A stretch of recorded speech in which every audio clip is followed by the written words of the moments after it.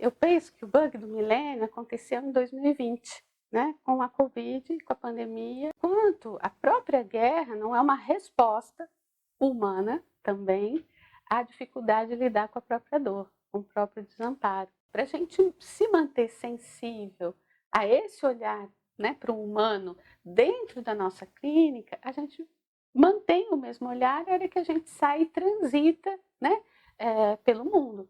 Porém, ela é espetacular, né? Uma bomba ela é espetacular, então ameaça, mobiliza e tudo. A questão ambiental, ela é silenciosa e insidiosa e ela vai acontecendo par e par com o desenvolvimento. Eu, inclusive, quero fazer a inscrição o mais rápido possível, depois de falar convidado. contigo. Saudações a todos, eu me chamo Rono Machado, sou psicólogo e você está no canal da livraria Espaço Psi, um lugar onde você pode ouvir conversas deliciosas sobre psicologia, sobre arte, sobre cultura e muito mais. Então, se você gosta desse tipo de conteúdo, já se inscreve no nosso canal, deixa um like nesse vídeo e ativa as notificações que vocês não perdem nada que vem por aí. Hoje, no nosso Papo Psi, eu estou recebendo aqui Ana Cláudia Almeida. Ela é psicóloga, psicanalista da Sociedade Brasileira de Psicanálise de Ribeirão Preto. E ela veio aqui hoje para falar um pouquinho com a gente sobre a 6ª Bienal de Psicanálise e Cultura. Seja bem-vinda, Ana. Obrigada, Rono. Obrigada ao Espaço Psi pela oportunidade do encontro, da conversa boa, né? Café com letras. E para falar sobre a nossa 6ª Bienal de Psicanálise e Cultura com o tema Humanidades Possíveis. Antes da gente começar a discutir, acho que eu tenho bastante coisa para te perguntar sobre, porque esse título já me atravessou muito, né? Mas vamos passar aqui um vídeo muito especial de uma pessoa também muito especial, que acho que tem tudo a ver com a nossa conversa de hoje, e depois a gente continua. Sim, vamos lá. Eu vou falar um pouco para vocês sobre a história das Bienais de Psicanálise e Cultura organizadas pela Sociedade Brasileira de Psicanálise de Ribeirão Preto. A Bienal ela foi concebida pelo Conselho Diretor da SBPRP na gestão 2006-2008, portanto, há uns 15 anos, em que Pedro Paulo Hortolã era o presidente da sociedade e eu a diretora científica. A inspiração principal veio das bienais que aconteceram na Sociedade de Psicanálise de São Paulo e que foram memoráveis, tão interessantes que nós resolvemos trazer alguma coisa parecida, fazer alguma coisa parecida aqui em Ribeirão. A ideia central, gente, das bienais era reunir psicanalistas e profissionais de vários segmentos da cultura para falar sobre um tema relevante daquele momento sociocultural. Nós optamos por tratar, na primeira Bienal, das inquietações presentes na passagem do século XX para o século XXI. Estávamos no começo do século XXI. E o título escolhido, ele foi muito interessante porque ele de alguma forma evocava uma dúvida, uma inquietação que existia, que era a questão de que o ser humano que estava às voltas com a revolução da informática, com as novas tecnologias, se sentindo extremamente poderoso, também, né, se via numa situação de um receio para onde iria a subjetividade humana. Essa, aliás, é uma questão que existe até hoje. Qual o destino da nossa alma, né, diante de tanta máquina funcionando por nós? Enfim, o título que nós escolhemos foi Alma, estás aí? O subtítulo Onipotência e Desamparo do Homem em Travessia.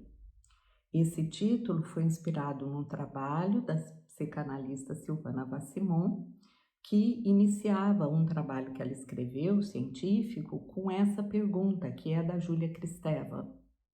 Alma, estás aí?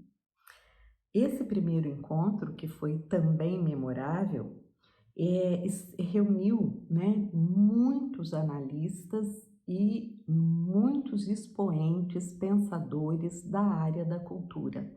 Nós tivemos artistas, músicos, pessoal da literatura, né, escritores, um cineasta, um arquiteto, educador.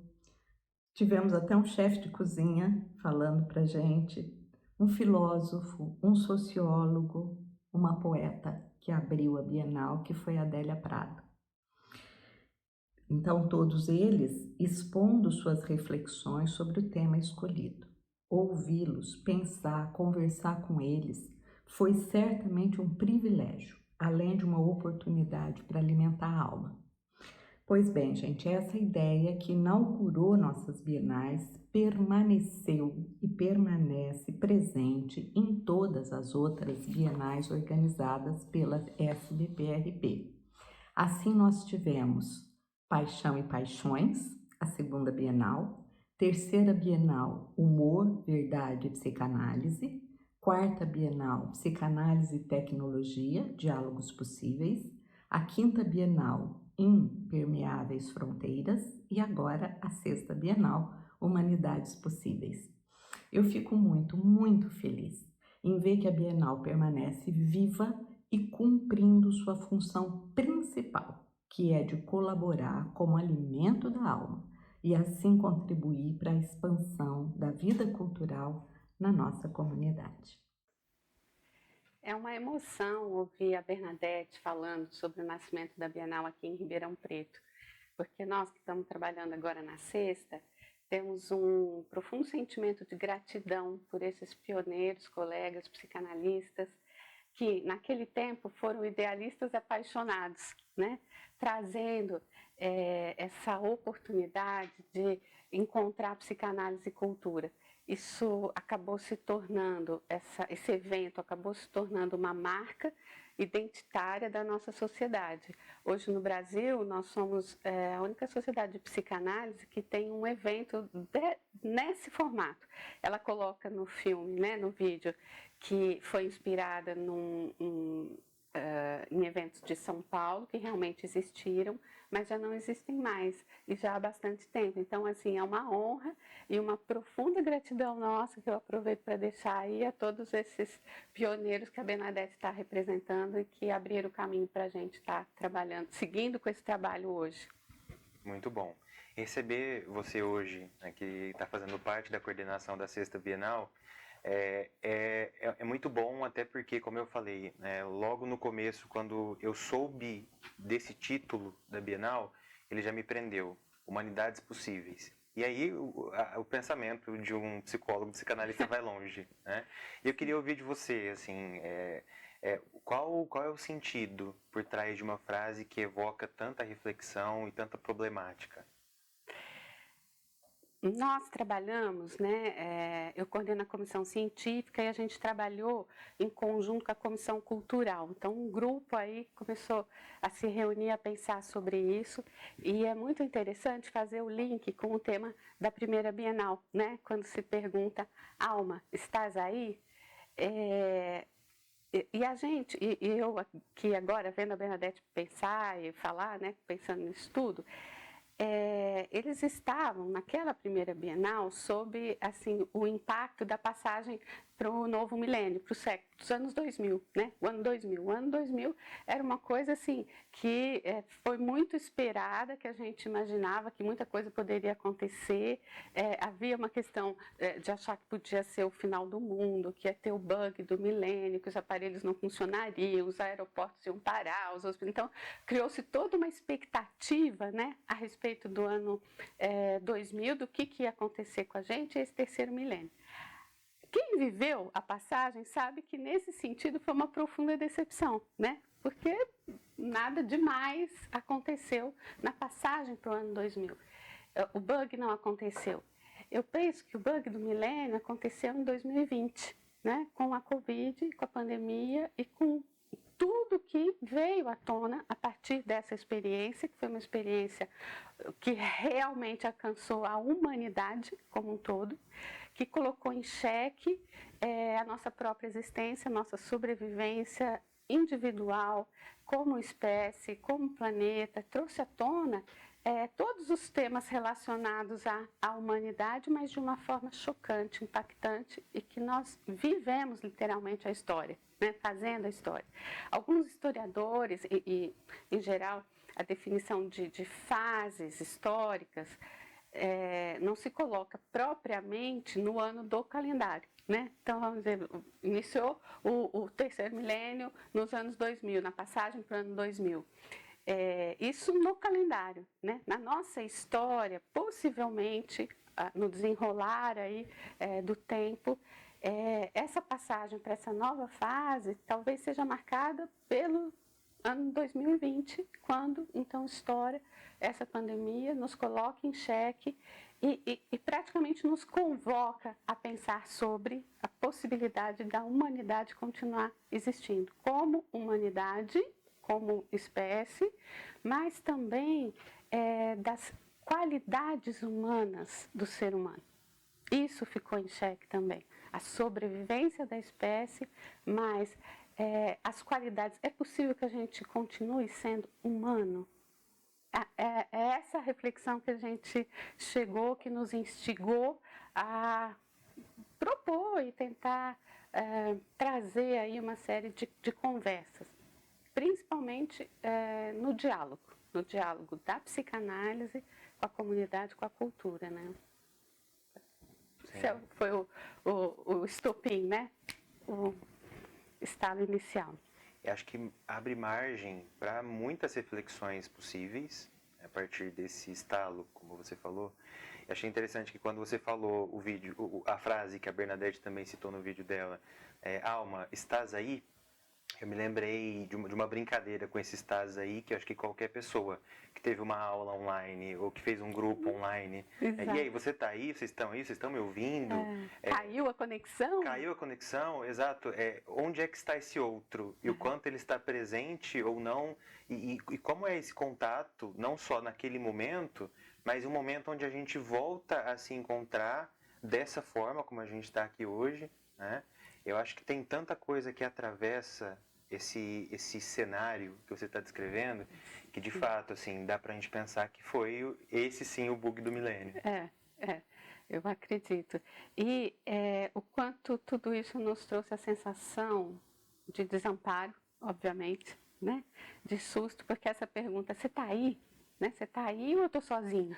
Né? Nós estamos conversando em sessões, às vezes, né, de atendimento online, diante do silêncio que a gente, numa sala com um divã, a gente suporta, a gente está ali acompanhando, o silêncio poderia significar que caiu a conexão, que nós estávamos sozinhos. Né? Então, usando isso até de uma forma simbólica, acho que esse foi o questionamento, né? Nós estamos sós. E aí, a própria teoria psicanalítica nos ajuda a pensar, porque diante do desamparo, diante da ameaça de morte, de perda, de vivência de luto, qual vai ser o desenrolar, qual vai ser o nosso movimento? Porque pode ser em direção à elaboração do luto, né, ao reconhecimento de si e do outro, e nesse sentido trazendo um desenvolvimento, inclusive mental, emocional. No início da pandemia houve muito essa expectativa, as pessoas pensando, nós vamos crescer, nós vamos aprender com isso. É de fato uma possibilidade, é uma alternativa possível. Porém, diante do luto e da dor, você pode não tolerar. Se você não tolerar, a fuga pode ser maníaca, pode ser paranoide, você pode negar aquilo. E então ter vamos dizer, uma solução onipotente de que não precisa do outro, de que não precisa do cuidado, de que não é necessário se cuidar. E eu acho que não à toa a gente desemboca na guerra. Eu acho que não é uma coincidência, né? A gente vem a espécie humana vem de histórias de entre guerras, né? Nós estamos sempre lidando com alguma guerra. Mas o quanto a própria guerra não é uma resposta humana também à dificuldade de lidar com a própria dor, com o próprio desamparo. Então você projeta, né, a ameaça no outro, fora, numa outra nação, e vamos bombardear. E aí há uma resolução maníaca, onipotente, paranoide para a angústia, quando não é possível lidar com a angústia, né? Então, tudo isso foi norteando as nossas possibilidades de reflexão. A gente chegou no texto, no artigo, né, do diálogo do Einstein com o Freud, do porquê a guerra. Então, dentro dessas nossas reflexões, a partir aí disso tudo, a gente retoma esse diálogo, que é de 1932, onde uma instituição internacional, que era a Liga das Nações, propunha o diálogo entre cientistas e intelectuais e convidou o Einstein para começar, né? E o Einstein convidou o Freud. Essa Liga das Nações é algo como se fosse o embrião do que hoje são as Nações Unidas, né? A ONU. Esse órgão que existia na época não existe mais. E eles propunham diálogos pela paz, buscando a paz. Em princípio não foram bem sucedidos, porque veio a Segunda Guerra, né? E veio Hiroshima e tudo mais. Mas a ideia do diálogo de cientistas, né, intelectuais, um físico e um psicanalista, para pensar a paz, também é uma referência para nós, pensando em todo esse desenrolar aí das nossas reflexões, né?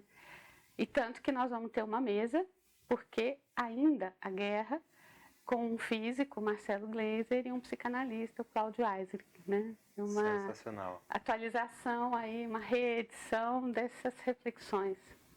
Muito interessante você citar essa troca entre o Freud e o Einstein, porque recentemente eu estava lendo um escrito de um psicanalista brasileiro falando sobre o cenário político do nosso país e do ódio presente carregado nesse cenário.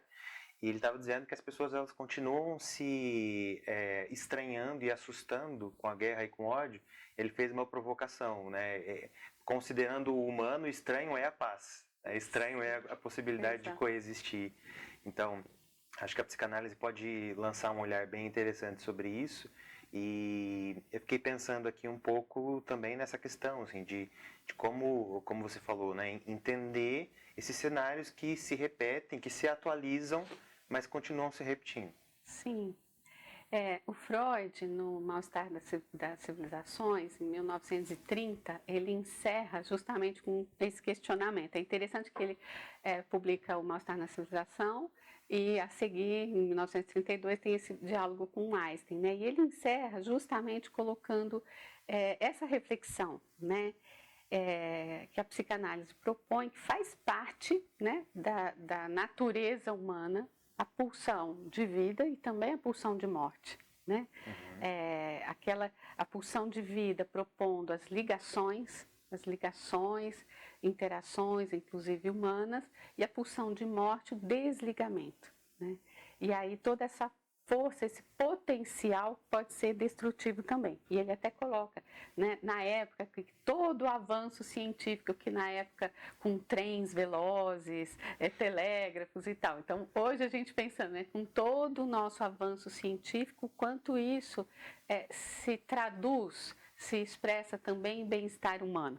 Né? Nem sempre. Então, muitas vezes, até o próprio desenvolvimento levando a possibilidades de destruição sem conseguir impedir as guerras. Né? E aí ele tem uma frase muito bonita que ele coloca, que está apresentado, né, essa potência que é o Thanatos, e aí ele diz, resta esperar agora que o outro gigante celestial, o Eros, faça frente a toda essa destrutividade. Então, essa é a matéria com que os psicanalistas trabalham, e trabalham individualmente, né, lá atrás do divã. Mas isso nos torna muito íntimos dessa natureza humana.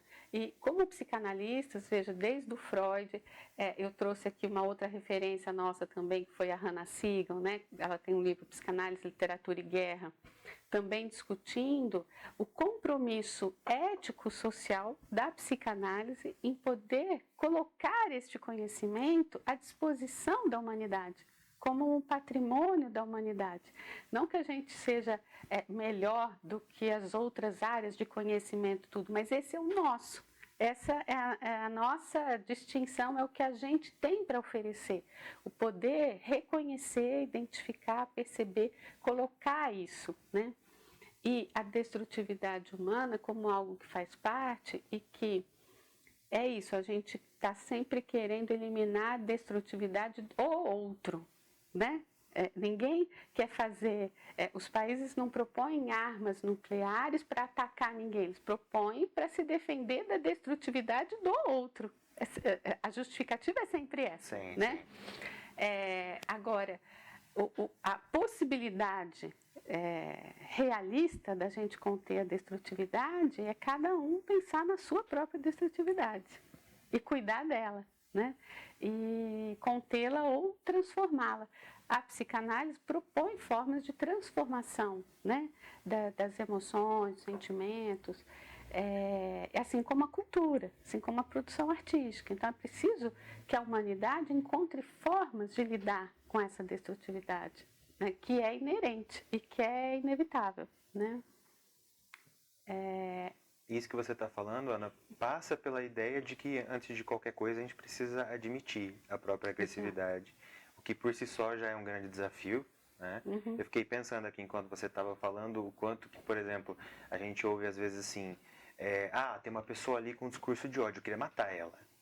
É o paradoxo, Exatamente. que já mora nessa relação. Né? E assim, nossa, é intolerante. Olha o discurso do ódio, né? Então, é do outro. Isso que eu estou falando, que eu quero matar, não, né? Não é ódio. Então, quanto é difícil para a nossa espécie admitir isso, né? Caso a gente pudesse admitir, né, e nos responsabilizarmos por isso, até vem o que o Freud coloca, né, nosso calcanhar de Aquiles, que é a culpa, né? A gente não teria uma certa culpa, mas nos permitiria cuidar também, né? Cuidar de si, cuidar do outro, cuidar do nosso planeta. Estava aqui, né, comentando da Hannah Siegel. Nesse livro dela, ela tem 2 artigos especificamente, O Silêncio é o Verdadeiro Crime, e o outro é de Hiroshima, A Guerra do Golfo, onde ela trata dessas questões e, inclusive, fazendo parte de um movimento de psicanalistas contra ou a favor do desarmamento nuclear. Havia uma preocupação, né, com a guerra nuclear, a ameaça da guerra nuclear, que nos anos 80, vamos dizer, né, você sai aí da Guerra Fria, mas você cai na Guerra do Golfo, essa coisa da sucessão de guerras, e os psicanalistas preocupados com, também, assim como, né, todo mundo, com a guerra nuclear.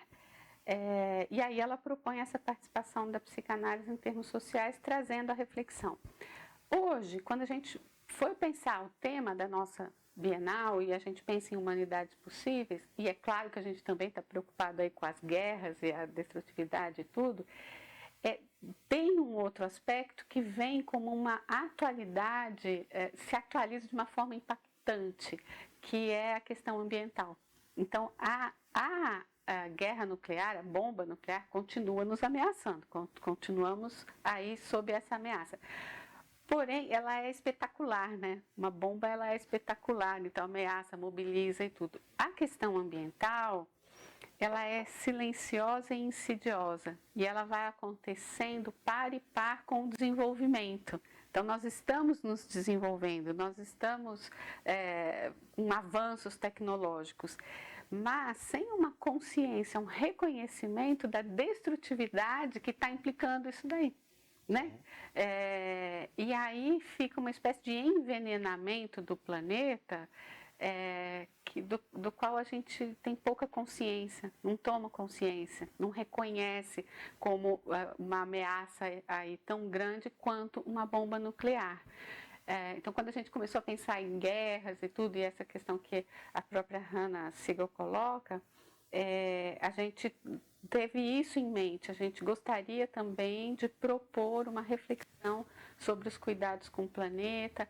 A gente buscou referência, né, o livro A Queda do Céu, do Davi Kopenawa, e outros, e nós vamos ter uma mesa sobre esse tema, que é Humanidades Possíveis e o Planeta Terra, onde nós vamos ter uma bióloga, pesquisadora do Instituto Socioambiental, que é a Nurit, e em diálogo com uma psicanalista, Maria Luísa Gastal, que ela é bióloga de formação e depois veio, né, a se tornar psicanalista, e as duas, então, pensando essa questão das humanidades possíveis e o planeta Terra.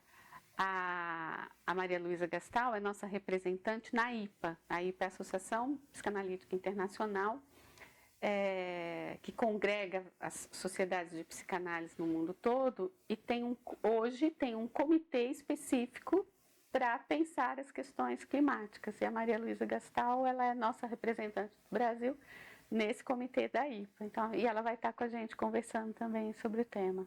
Muito bom. É muito bom te ver dando esse panorama sobre a temática que vai compor o Bienal, porque assim, nós vemos as pessoas criticando erroneamente, claro, a psicanálise como se fosse algo que se resume a esse setting clínico e que não se preocupa com mais nada além desse indivíduo que está no divã. Uhum. Então, na verdade, das duas mesas que você está falando até agora, são mesas que falam de questões muito maiores, muito mais amplas, e essa última, inclusive, é ambiental, é uma perspectiva bem diferente. Uma outra questão que me chama a atenção, Ana, é essa interface que vocês estão propondo dos profissionais distintos. Né? Uhum. Você me falou primeiro da física e da psicanálise, agora biologia e psicanálise. Uhum. E eu queria saber um pouco assim, como que vocês foram traçando esse caminho de diálogo tão interessante a respeito disso. Sim, olha, vou começar, né, pelo fim da pergunta, que essa é a tradição da Bienal, né? É justamente as mesas serem compostas por esse diálogo, desde a primeira. Então, sempre nós temos um psicanalista e um não psicanalista, da área da ciência, da cultura e tudo. E que é justamente esse que é o diferencial desse evento. Esse não é um evento científico psicanalítico sobre as questões clínicas, que são importantíssimas e que a gente tem um monte de eventos nossos, da nossa sociedade, tal, de uma extrema qualidade, reuniões científicas, tal, onde a gente vai para o micro, né? Para a clínica micro, onde a gente vai estudar cada movimento ali de transformação da individualidade e tudo mais. Porém, não é possível que a gente tenha um olhar sensível para o humano na sua individualidade e que a gente saia do consultório, feche a porta e não enxergue o que está acontecendo. Para a gente se manter sensível a esse olhar, né, para o humano dentro da nossa clínica, a gente mantém o mesmo olhar na hora que a gente sai e transita, né, pelo mundo. Então, eu penso que manter essa sensibilidade ao humano em todas as suas dimensões nos torna clínicos, nos mantém na função clínica, inclusive na individualidade. E eu estou dizendo isso, quer dizer, minha maneira de pensar, mas não sou minha, né? O Freud colocava isso já, uma série de textos sobre o social, mesmo Mal Estar na Civilização, o futuro de uma ilusão. Então, ele tem vários textos pensando o social. E a Hannah Siegel, nesses artigos que eu comentei, ela justamente fala isso, que há um mal entendido, vamos dizer, eu estou dizendo um mal entendido, né, porque é mais ou menos como ela coloca, que o psicanalista deveria manter uma neutralidade nesse campo.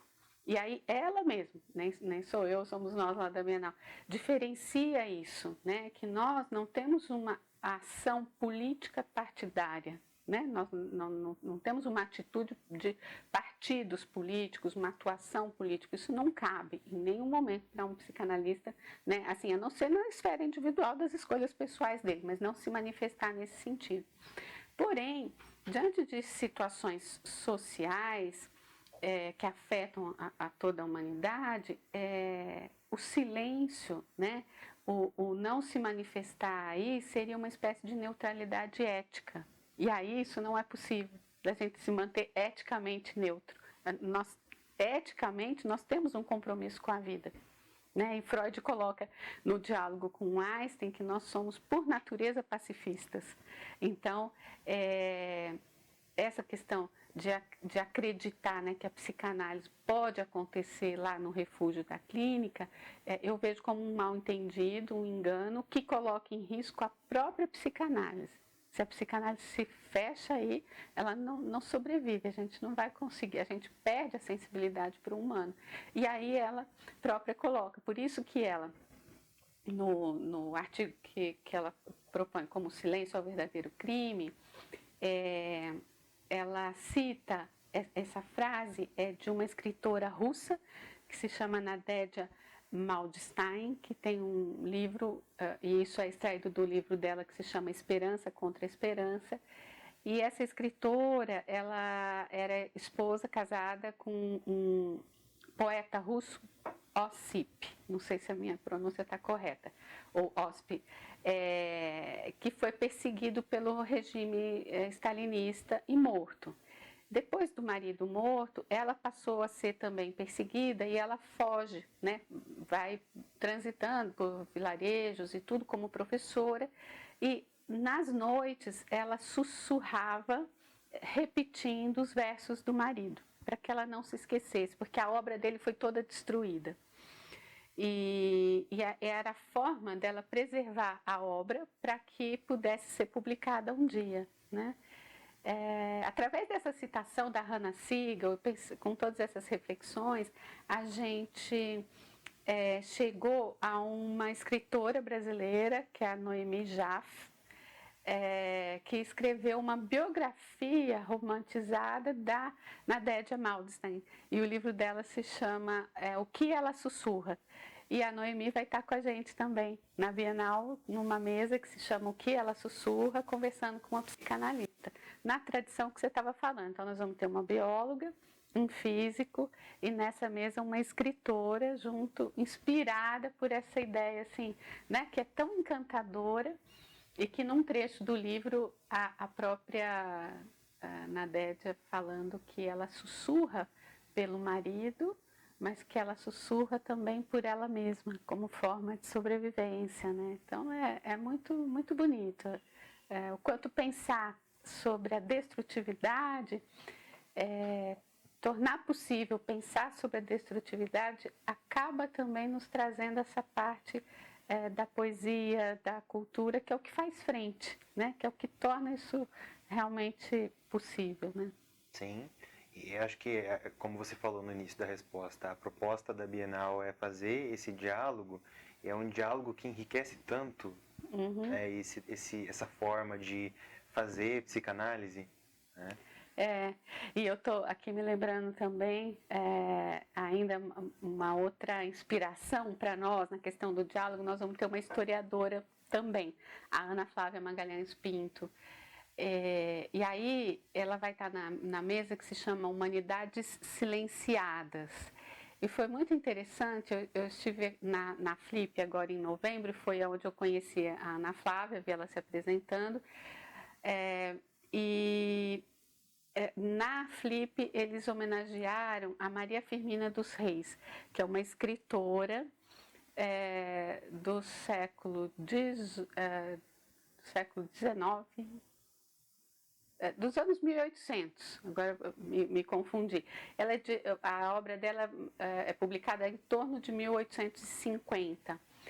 E aí, a Ana Flávia, como historiadora, apresenta toda uma obra, né, cultural, de uma intelectualidade negra desse período, do período que ainda o Brasil era escravagista, né? Tinha escravos, e colocando que já existia uma produção cultural negra na época, e que eu me senti e me reconheci como muito ignorante sobre isso, porque eu não imaginava que, tendo a escravidão, as pessoas estavam, vamos dizer, apenas escravizadas, né? Assim, só naquela condição, e não era. E ela traz toda essa pungência, essa potência dessa produção, dessa intelectualidade negra na época, e que foi apagada, né? E que foi silenciada ao longo do tempo. A própria Maria Firmina dos Reis, que a gente vem a conhecer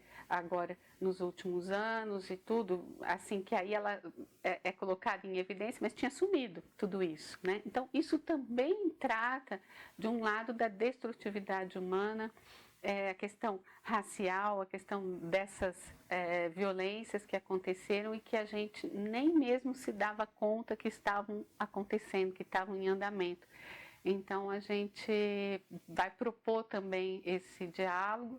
A Ana Flávia, em princípio, terá uma participação online, porque ela é professora da Universidade de Brasília e não estava conseguindo conciliar o horário. Vamos ver, a gente está tentando que ela ainda venha presencial, mas por enquanto ela vai ter uma participação online num diálogo com uma psicanalista do Rio Grande do Sul, que coordenou um dos projetos pioneiros em psicanálise no Brasil, que é um grupo de estudos e que aí trabalhou para pensar como dentro das sociedades de psicanálise não existe a presença negra.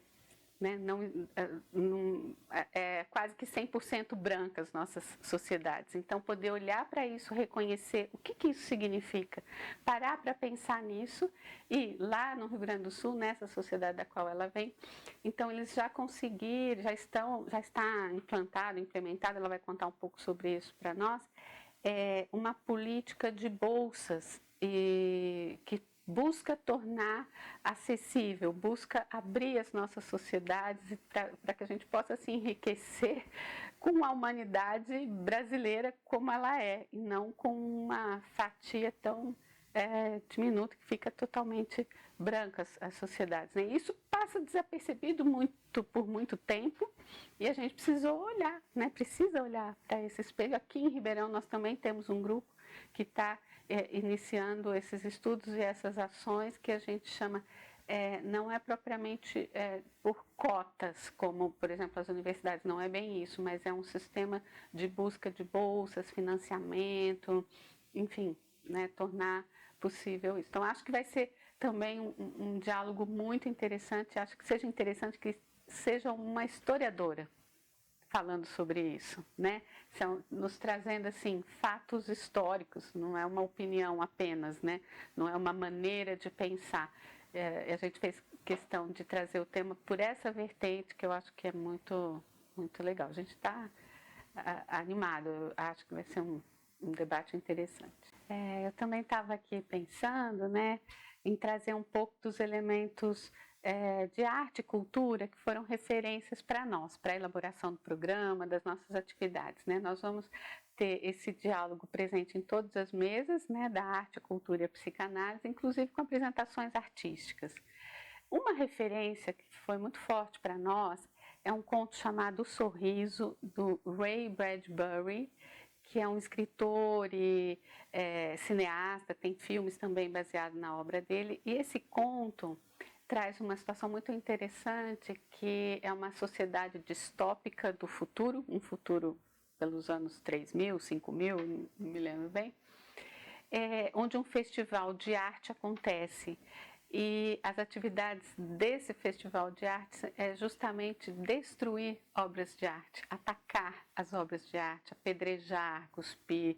E ele vai descrevendo o prazer, né, das pessoas em atacar as obras de arte. E isso é descrito assim lindamente, né? E até que uma criança estranha tudo aquilo, né? E meio que sabota a lógica do festival. E aí um spoiler que acho que não vai atrapalhar a leitura, mas enfim. E aí está chegando uma obra muito especial, muito esperada para ser, né, aí atacada, e essa criança vai junto com a multidão e consegue arrancar e guardar um pedaço da obra, né? E aí vai, corre, foge para casa, e no amanhecer ele olha para qual a parte que ele conseguiu tirar, e é o sorriso, e é o famoso sorriso, fica implícito, da Mona Lisa. E aí esse menino encantado ainda pelo sorriso da Mona Lisa, numa sociedade que está destruindo a arte, a cultura. Então essa foi uma referência da parte cultural para nós. Nós vamos ter trabalhos artísticos baseados, livremente inspirados aí nessa e outras obras que tratam desse tema. Vamos ter uma leitura dramática no início com a Renata Martelli, uma atriz muito conhecida, querida da nossa cidade, fantástica. Depois a gente vai ter também a apresentação de dança, de música, na mesa Humanidades Silenciadas. Nós vamos ter uma apresentação em vídeo, mas também de leituras de trechos da Maria Firmina dos Reis, Conceição Evaristo, outras autoras, né, negras, e seguindo até na mesa que eu comentei, o que ela sussurra, a gente vai ter uma outra apresentação dramática com uma atriz, a Catarina Conte, de trechos do livro da Noemi Jaffe, O que ela sussurra. Então nós trabalhamos em conjunto a parte científica e cultural num entrelaçamento aí dessas atividades, trazendo toda essa cobertura. E aí, essa mesa inicial, né, que teve como referência para nós esse conto, é a mesa que a gente chama Por uma Pulsão de Humanidade, com uma psicanalista italiana, Lorena Preta, que tem um artigo, né, sobre o inumano no humano, um artigo que está disponível no site da IPA, onde ela propõe, discute, na verdade, tudo isso que nós estamos falando, de que, considerando que a pulsão de morte compõe a natureza humana, a gente nunca vai se livrar dela, e possivelmente excluir completamente essa força seria também desvitalizar as nossas sociedades e até os nossos indivíduos. E toda a discussão dela vai no sentido de que no entrelaçamento das pulsões também, a gente entrelaça a arte, a cultura, a psicanálise e as pulsões de vida e de morte, é onde a vida acontece, as sociedades se desenvolvem. Então, nesse entrelaçamento emergeria a pulsão de humanidade, uma proposta, uma ideia que ela traz, muito interessante. Ela vai ter essa participação online direto da Itália e acho que vai valer a pena. E a seguir, a gente vem com Leopoldo Fulgêncio e Vladimir Safatli com novas considerações sobre a pulsão de morte, né? Um olhar sobre essa proposta também do Freud. Precedendo a mesa deles, a gente vai ter uma apresentação de dança que vai trazer uma representação, uma expressão do que a gente chama de pulsão de morte através dessa representação estética na dança, né? Então é um bordado, né? Todo, uma rede mesmo que a gente foi tecendo. Sim, e aqui a gente falou sobre vários desses eventos que vão compor a Bienal, e é claro que a gente não tem tempo aqui para entrar nos mínimos detalhes de cada coisa, mas eu vou deixar na descrição o link para o pessoal poder olhar a programação completa, na íntegra, e também com as instruções para inscrição. Porque eu acho que depois de acompanhar essa conversa gostosa, é difícil imaginar alguém que não gostaria de acompanhar tudo isso. Né? Eu, inclusive, quero fazer a inscrição o mais rápido possível, depois de falar contigo. E assim, é muito interessante porque tudo isso, né, se propõe para o público, né? O interesse disso é justamente a gente conversar com a nossa comunidade mais amplamente possível, e nós vamos finalizar, né, o programa com uma plenária aberta ao público. Então, a última atividade ela vai ter uma mesa composta assim por alguns organizadores, alguns palestrantes que puderem ficar, né, que não precisarem pegar voo, essas coisas, mas não vai ser uma apresentação, né, não vai ser uma palestra final, vai ser uma plenária final, onde a gente aguarda assim ansiosamente esse retorno, né, do público, do que as pessoas puderam sentir, discutir e trazer para nós. Porque quando a gente, como psicanalista, como sociedade de psicanálise, se abre para a comunidade, a gente quer receber também, né, a contribuição desse olhar não psicanalítico de fora, que vai ajudar a gente também a se transformar. Então, antes de mais nada, é uma celebração, um encontro, né? Quem sabe fazendo um contraponto com o sorriso lá do conto, né? Onde as pessoas se reuniam para destruir, né? Apenas para destruir, a gente possa aí se reunir, quem sabe compondo, né? Também constituindo novas redes de contato, de diálogo. Enfim, vamos ver, né? Vamos ver o que vai ser, vamos ver o que vai sair. Com certeza. Inclusive, vou deixar as informações também para quem quiser participar online, porque isso eu achei muito legal. Sim. Muitos dos que nos acompanham no canal não são de Ribeirão. E tenho certeza Isso. que gostariam também de acompanhar, né? Então também vou deixar essa informação na descrição para quem quiser participar dessa forma remota. Isso.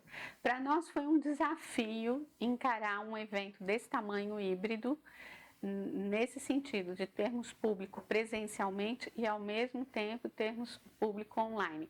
Isso é novo, primeira vez que a gente está fazendo, exigiu uma certa dose de coragem, porque a última Bienal foi durante a pandemia, então ela foi totalmente online, que também exigiu toda uma reinvenção, ela estava totalmente preparada para ser presencial, foi adiada várias vezes e se transformou num evento online e tudo. E aí agora a gente está tentando juntar a experiência, né, que a gente teve anteriormente da presencial com a online. E então também é um desafio que a gente está encarando aí com coragem e a gente espera justamente isso, de poder levar isso mais longe, né? Uma participação que foi algo que a pandemia nos deixou também, né? Aquela ideia, o que a gente aprendeu com a pandemia e tudo, assim, aprendemos isso, né? Que a gente pode ir mais longe. Vamos aproveitar, vamos ver se a gente consegue. Uma das humanidades possíveis. Exato, exato. Usando a nossa tecnologia, mas humanamente. Sim. Humanamente. Eu estava vendo as informações da Bienal, Ana, achei muito interessante que a abertura vai ser no Teatro Pedro II. É que mesmo as pessoas que não vão participar da Bienal podem participar dessa apresentação. Isso. Conta um pouquinho pra gente. Exatamente, assim, também é uma tradição nossa, a abertura no Pedro II, que é, assim, uma construção histórica, orgulho da nossa cidade, né? Os artistas, quando vêm, todos comentam, nossa, é um dos teatros mais lindos do Brasil. Então, a gente tem essa tradição de fazer sempre a abertura oficial do evento lá. Essa vai ser muito especial com uma artista chamada Ligiana Costa, que é uma musicista, que ela tem uma obra, assim, um passeio, desde música erudita até a música mais atual, né? E fazendo aí um mix disso tudo. O espetáculo se chama Eva, Errante Voz Ativa. É lindo. Pesquisem sobre essa artista, que é muito legal, tem tudo a ver com o nosso tema, com a nossa Bienal, e com esse bônus, né, de que pessoas que não farão a Bienal podem se inscrever somente para o espetáculo. Isso está tudo descrito em detalhes lá no nosso site. Sim. Vale muito a pena, porque independente de estar na Bienal, o se alimentar, né, de cultura e conhecer essa artista vai valer muito a pena. A gente espera todo mundo lá. Muito bom. Esse E que tem a ver lindo. com aquilo que a Bernadette citou no vídeo. Exato. De oferecer essa possibilidade de ampliar a cultura para a comunidade. Isso é muito massa. Isso, é um compromisso mesmo, acho que ético-social da psicanálise, da nossa sociedade, e que a gente tem procurado sustentar aí ao longo do tempo, recebendo dos nossos pioneiros, e aí a cada nova geração levar isso adiante. Então, a abertura no Pedro II, e aí o restante da programação nos outros dias no Centro de Convenções, né, de Ribeirão. Sim. Vamos esperar todo mundo lá. Muito bom. Ana, eu te agradeço muito por essa conversa, foi muito gostoso, eu acho que foi humanamente possível, vou chamar assim, né? E nós aqui do Espaço Psi queremos presentear vocês da sociedade com algo para compor o acervo de vocês. Então, um presente para obrigada, que você Rona. nos ofereceu hoje. Que isso, obrigada. Eu que agradeço em nome da sociedade, em nome da comissão organizadora da Bienal, a você pessoalmente, que foi muito agradável me ajudar aí a falar sobre tudo isso, ao Espaço Psi, sempre nosso parceiro de longa data, muito querido. É uma emoção, assim, né, tá tratando desses temas aqui com vocês. E você, então, aí a mensageira, né, de levar lá para enriquecer o nosso acervo. Eu estava dando uma olhada nesse livro antes com a Ana, né, e achei tão bonito. Eu vou ler aqui um pedacinho que acho que tem tudo a ver com a nossa conversa, com o que a gente quer deixar. Perfeito. Somos todos feitos da mesma matéria, carregamos a marca da humanidade. Mas sabemos o que pulsa no subsolo de nossa alma? Assim como a psicanálise, a produção shakespeariana, a partir de suas personagens, interroga como somos tragados e conduzidos por nossas paixões. Compreendê-las nos auxilia a criarmos nossas próprias narrativas. Achei isso lindo e, assim, totalmente em sintonia com a nossa proposta, e agradeço muito porque vai fazer parte lá do nosso acervo, da nossa consulta, as nossas consultas para os trabalhos e tudo mais. Muito Sensacional. bom. Finalizamos com a chave de platina. É isso aí. Muito obrigado. Bom. Obrigada a você.